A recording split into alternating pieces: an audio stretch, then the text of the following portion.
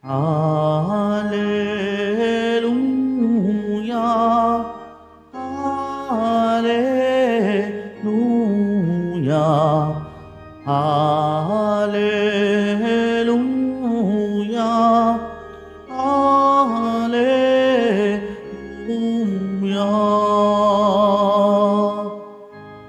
Ikaw, O Kristo, ang daan, ang katotohanan at buhay, patungo sa Amang mahal. Alleluia, Alleluia,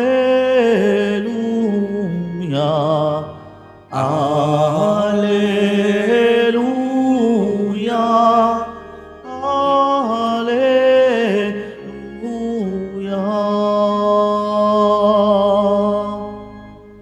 Sumainyo ang Panginoon. At sumaiyo rin. Ang mabuting balita ng Panginoon ayon kay San Lucas. Papuri sa iyo, Panginoon.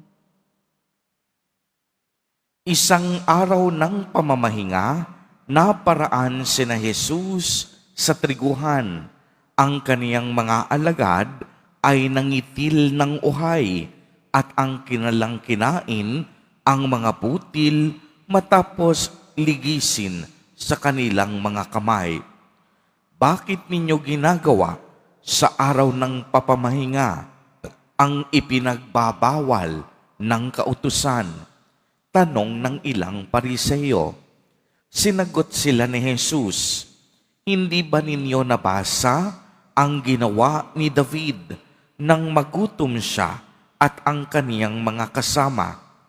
Pumasok siya sa bahay ng Panginoon, kumuha ng tinapay na handog sa Diyos at kumain nito. Binigyan pa niya ang kaniyang mga kasama. Bagamat ayon sa kautusan, ang mga saserdote lamang ang may karapatang kumain niyon. At sinabi pa niya sa kanila, ang araw ng pamamahinga ay nasa ilalim ng kapangyarihan ng Anak ng Tao. Ang mabuting balita ng Panginoon. Pinupuri ka namin, Panginoong Hesukristo. Magsiupo muna po ang lahat. Magandang umaga po sa inyong lahat, mga kapatid kay Kristo. Sa lahat po ng ating mga taga-subaybay, sa iba't ibang online platforms, at sa lahat ng ating mga kadiboto, sa iba't ibang panig ng Pilipinas, at maging sa buong mundo, kung saan tayo ay naaabot ngayon ng ating live streaming. Mapayapang umaga din po sa inyong lahat.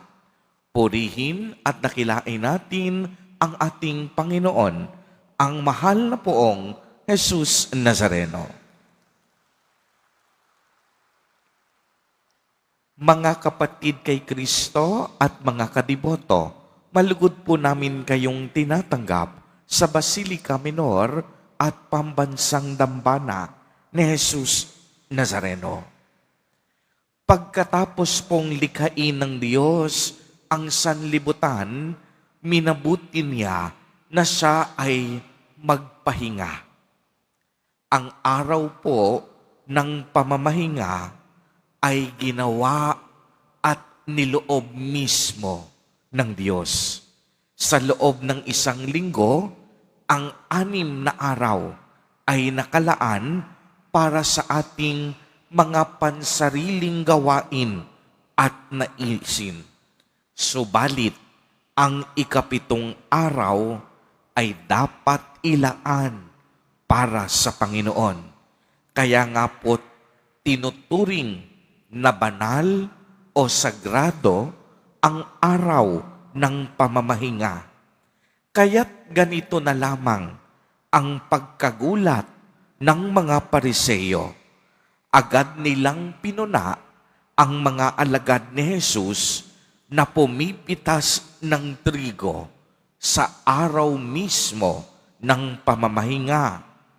Para sa mga Pariseo, Ito ay isang tahasang paglabag sa utos o batas ng pamamahinga.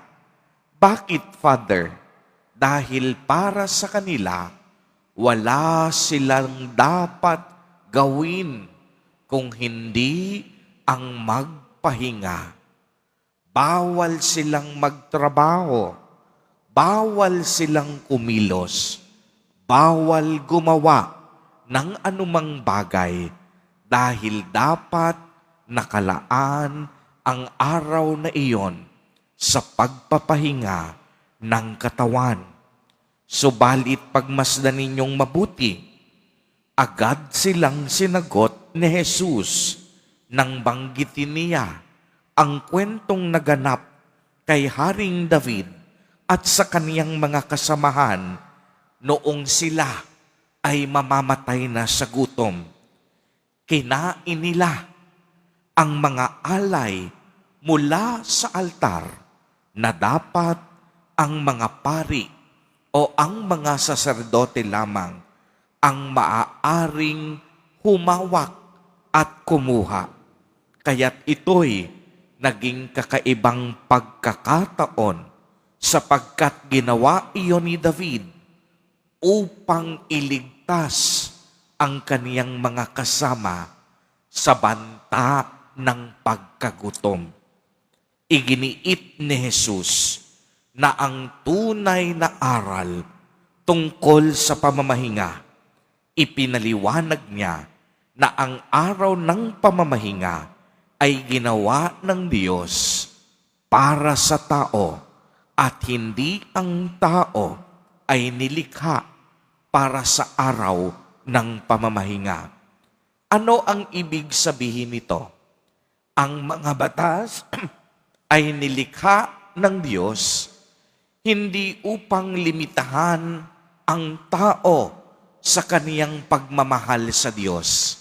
Subalit ang mga utos at ang mga panukala ay ginawa ng Diyos upang mas mahalin niya ng tama ang Panginoon. Kaya ang mga batas hindi dapat maglimita sa atin sa paggawa ng tama at mabuti. Ang mga batas ay dapat maging daan upang mas lalo tayong gumawa ng tama at mabuti. Bakit, Father?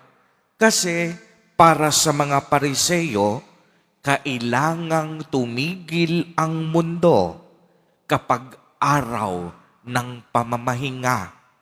Subalit pagmasdan ninyo, binigyang kulay at binigyang halaga ni Jesus ang tunay na interpretasyon dito.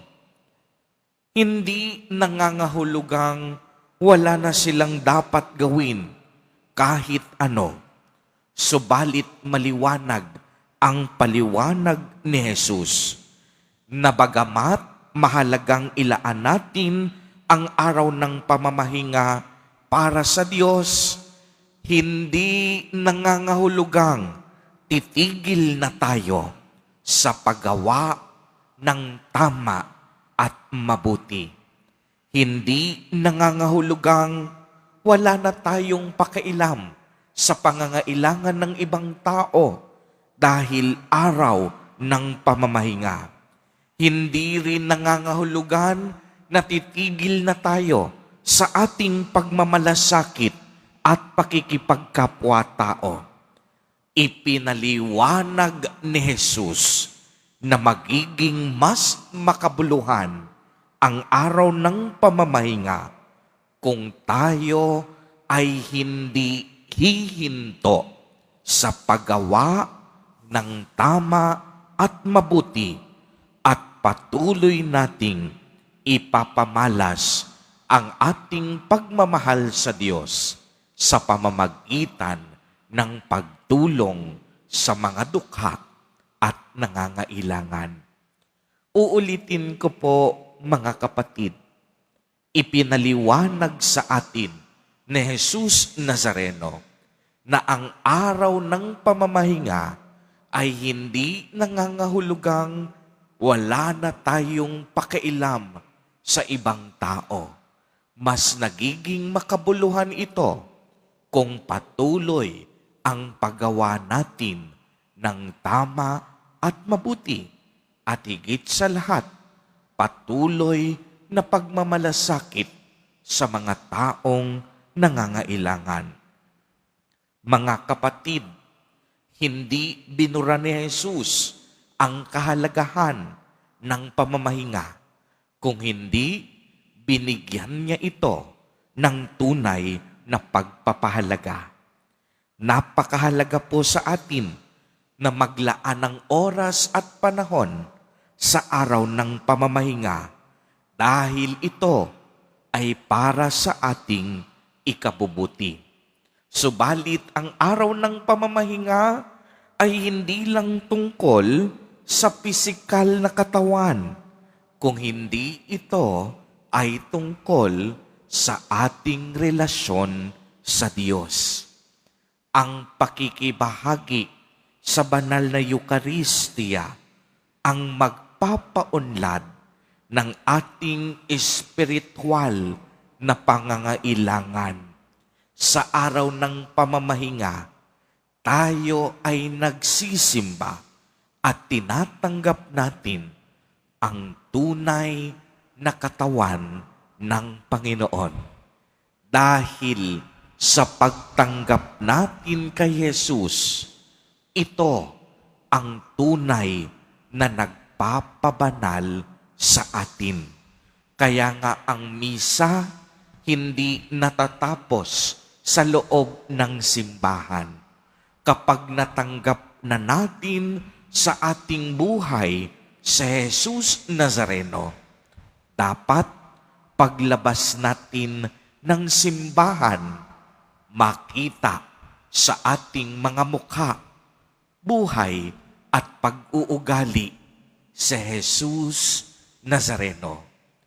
Hindi natatapos sa Eucharistia, kung hindi ang Eucharistia, ang mga aral ni Jesus, dinadala natin paglabas ng simbahan.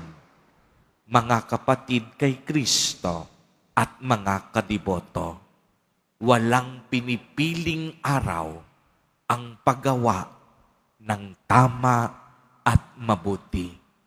Walang pinipiling araw ang pagmamalasakit at pagmamahal sa kapwa. Amen. Purihin at dakilain natin ang ating Panginoon, ang mahal na poong Jesus Nazareno.